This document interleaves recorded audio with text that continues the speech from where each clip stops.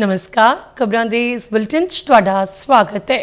मैं हर्चा गिलहोत्रा। पहला पेश ने 94 खबरां। देश विच 79वें आज़ादी दिहाड़े दे जशन। प्रधानमंत्री मोदी ने लाल किले ते लहराया तिरंगा। हथियारबंद फौजां दी बहादरी अते हौसले दी कीती शलाघा। लगभग 5000 विशेष मेहमानां ने कौमी समागम च कीती शिरकत।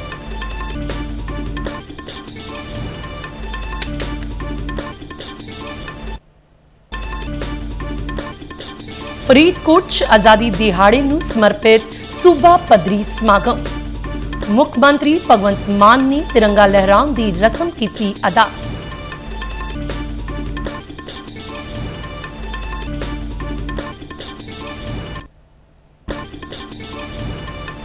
पंजाब विच वख-वख थाईं करवाए गए जिला पद्धरी समागम। कैबिनेट मंत्रियों ने लहराया कौमी झंडा।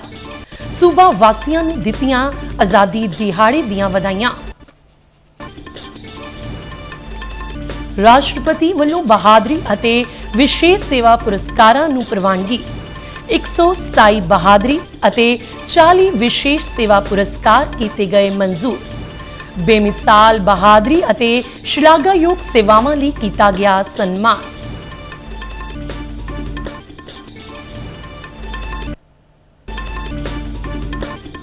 रक्षा मंत्री राजनाथ सिंह दा हथियारबंद फौजां दे नां सुनेहा।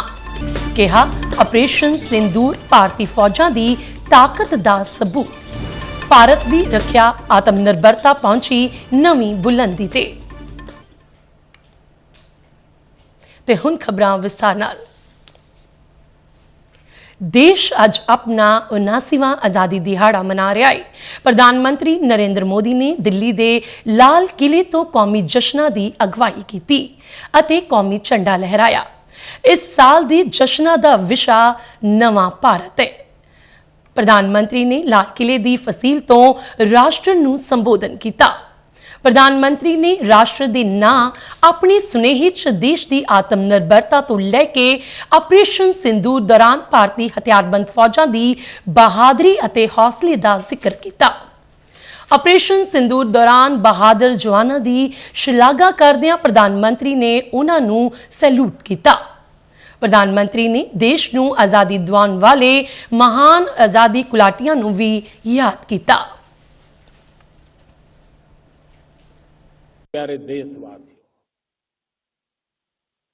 ऑपरेशन सिंदूर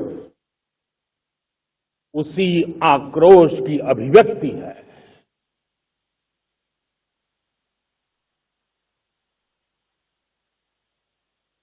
बाईस तारीख के बाद हमने हमारे सेना को खुली छूट दे दी। रणनीति वो तय करे, लक्ष्य वो तय करे, समय भी वो चुने और हमारी सेना ने वो करके दिखाया जो कई दशकों तक कभी हुआ नहीं था। सैकड़ों प्रधानमंत्री ने पाकिस्तान नाल मौजूदा स्थिति नूं लैके टिप्पणी करदियां कहा कि खून अते पानी इकट्ठे नहीं बह सकते। उन्हां यह भी स्पष्ट किया कि भारत किसी भी तरह की परमाणु ब्लैकमेलिंग नूं बर्दाश्त नहीं करेगा। आतंक को और आतंकी को पालने पोसने वालों को, आतंकियों को ताकत देने वालों को अब हम अलग अलग नहीं मानेंगे।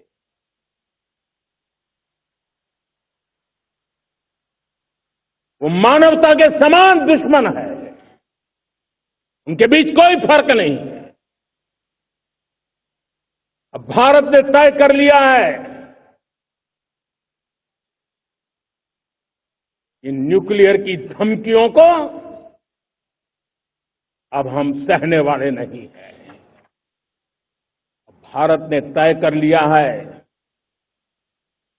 खून और पानी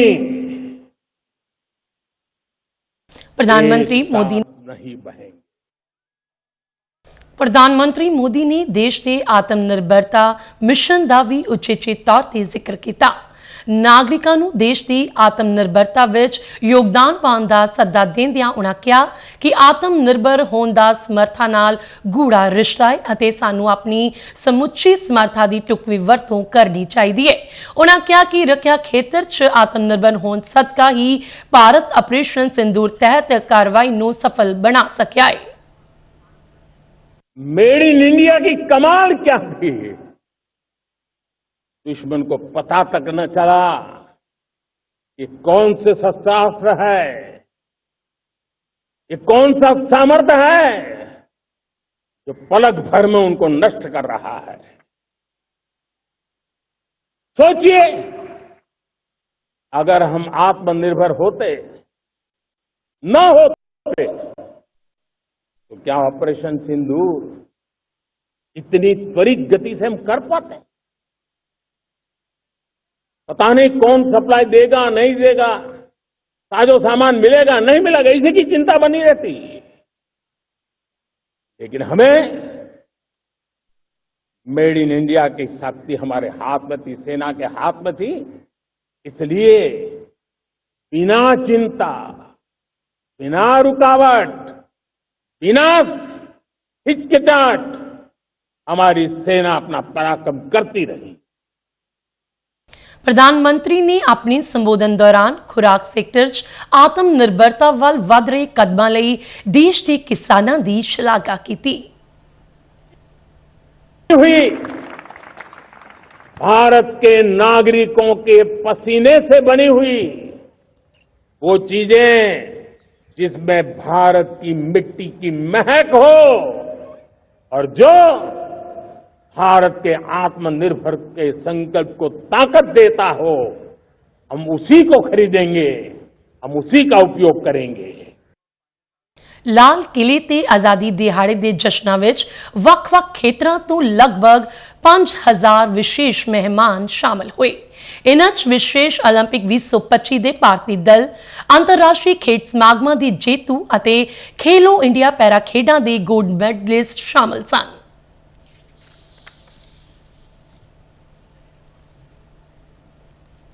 उनासवें आज़ादी दिहाड़े मौके पंजाब का सूबा पद्धरी समागम फरीदकोट च करवाया गया, जिथे मुख मंत्री भगवंत सिंह मान ने कौमी झंडा लहराया और मार्च पास्ट तो सलामी लई।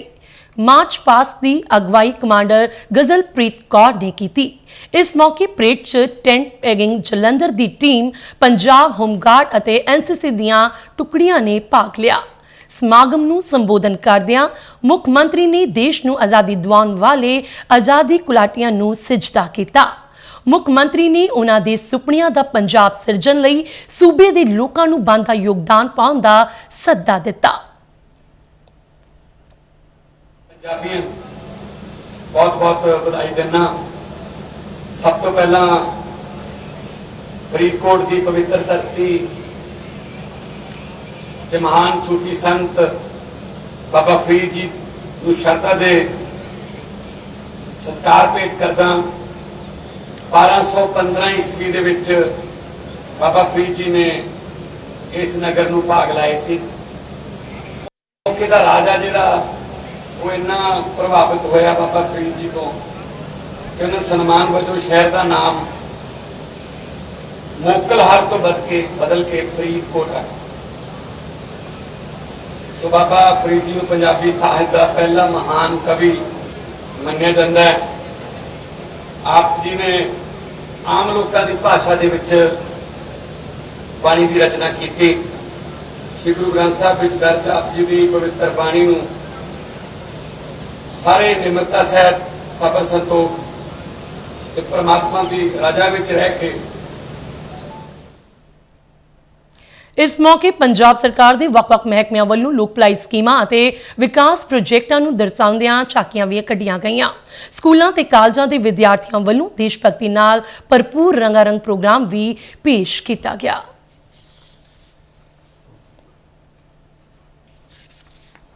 ਗੁਰਦਾਸਪੁਰ ਚ ਕਰਵਾਏ ਗਏ ਜ਼ਿਲ੍ਹਾ ਪੱਧਰੀ ਸਮਾਗਮ ਚ ਮਾਲ ਮੰਤਰੀ ਹਰਦੀਪ ਸਿੰਘ ਮੁੰਡਿਆ ਨੇ ਕੌਮੀ ਝੰਡਾ ਲਹਿਰਾਇਆ ਅਤੇ ਮਾਰਚ ਪਾਸਟ ਤੋਂ ਸਲਾਮੀ ਲਈ। ਉਹਨਾਂ ਪਰੇਡ ਦਾ ਨਿਰੀਖਣ ਕੀਤਾ ਅਤੇ ਸਮਾਗਮ ਨੂੰ ਸੰਬੋਧਨ ਕੀਤਾ। ਹਰਦੀਪ ਸਿੰਘ ਮੁੰਡਿਆ ਨੇ ਸੂਬਾ ਵਾਸੀਆਂ ਨੂੰ ਆਜ਼ਾਦੀ ਦਿਹਾੜੇ ਦੀ ਵਧਾਈ ਦਿੱਤੀ। ਮਾਨਸਾ ਚ कराए गए समागम दौरान ट्रांसपोर्ट मंत्री लालजीत सिंह भुल्लर ने कौमी झंडा लहराउण ਦੀ ਰਸਮ ਅਦਾ ਕੀਤੀ ਅਤੇ ਪਰੇਡ ਦਾ ਨਿਰੀਖਣ ਕੀਤਾ। ਜ਼ਿਲ੍ਹਾ ਵਾਸੀਆਂ ਨੂੰ ਆਜ਼ਾਦੀ ਦਿਹਾੜੇ ਦੀਆਂ ਵਧਾਈਆਂ ਦਿੰਦਿਆਂ ਕੈਬਨਿਟ ਮੰਤਰੀ ਨੇ ਸ਼ਹੀਦਾਂ ਦੇ ਸੁਪਨਿਆਂ ਨੂੰ ਪੂਰਾ ਕਰਨ ਲਈ ਹੰਭਲਾ ਮਾਰਨ ਦਾ ਸੱਦਾ ਦਿੱਤਾ। ਬਠਿੰਡਾ ਅਤੇ ਅੰਮ੍ਰਿਤਸਰ ਚ ਆਜ਼ਾਦੀ ਦਿਹਾੜੇ ਨੂੰ ਸਮਰਪਿਤ ਜ਼ਿਲ੍ਹਾ ਪੱਧਰੀ ਪ੍ਰੋਗਰਾਮ ਕਰਵਾਏ ਗਏ।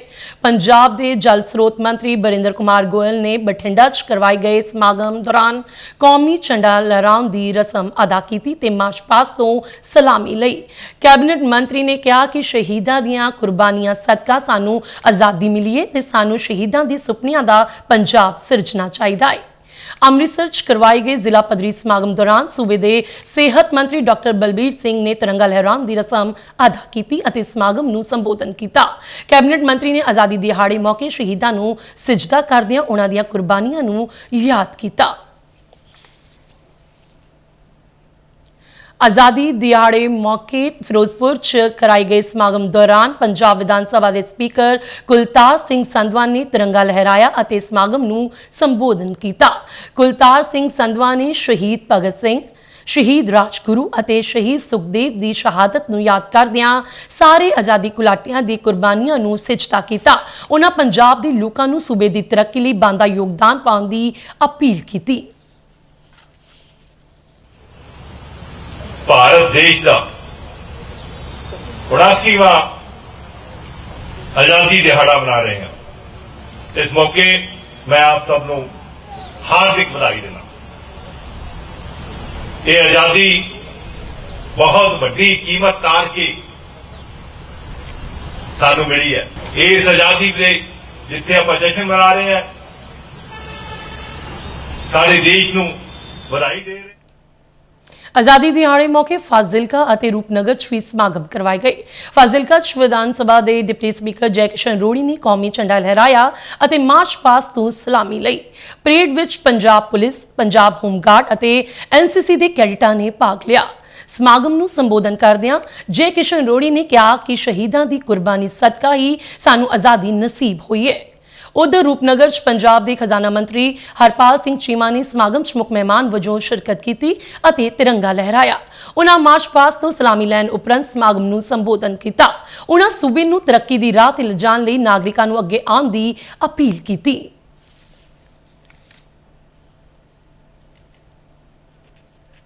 लुधियाना ते शहीद भगत सिंह नगर च भी जिला पद्धरी समागम कराए गए। लुधियाना च कैबिनेट मंत्री अमन अरोड़ा ने कौमी झंडा लहराउण दी रसम अदा की और परेड का निरीखण किया। उन्हां सूबा वासियां नूं पंजाब की तरक्की च साथ देण दी अपील की। अमन अरोड़ा ने देश लई जाना कुर्बान करन वाले शहीदां नूं भी नमन किया।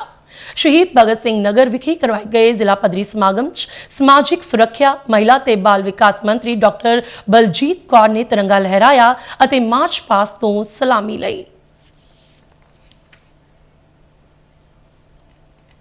राष्ट्रपति द्रौपदी मुर्मू ने हथियारबंद फौजां ਅਤੇ ਕੇਂਦਰੀ ਹਥਿਆਰਬੰਦ ਪੁਲਿਸ ਬਲਾਂ ਦੇ ਕਰਮਚਾਰੀਆਂ ਨੂੰ 127 ਬਹਾਦਰੀ ਪੁਰਸਕਾਰਾਂ ਅਤੇ 40 ਵਿਸ਼ੇਸ਼ ਸੇਵਾ ਪੁਰਸਕਾਰਾਂ ਨੂੰ ਮਨਜ਼ੂਰੀ ਦਿੱਤੀ ਹੈ।